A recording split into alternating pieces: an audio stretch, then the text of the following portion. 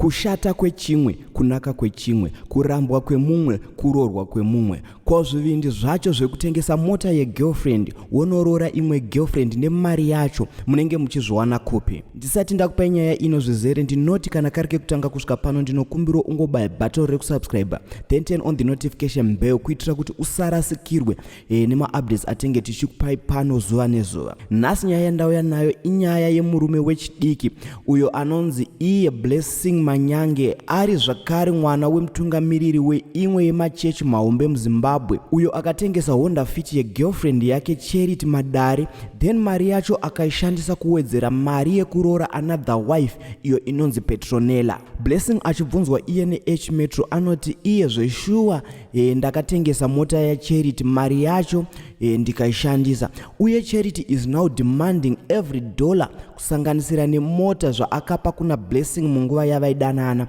Blessing akataura iye achiti now Charity is confronting his father achidimanda zvinhu zvake, uye ndava kuda kutosiya church because of Charity's threats.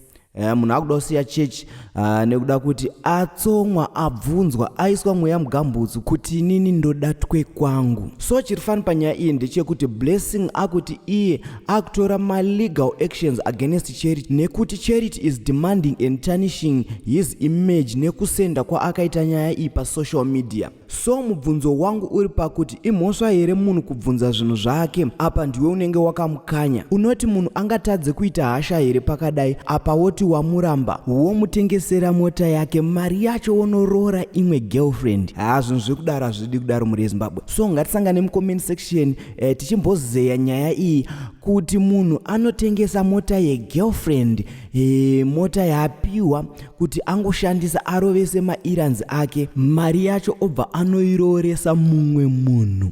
Guys, kukujairira chaiko chaiko. So ngatisangane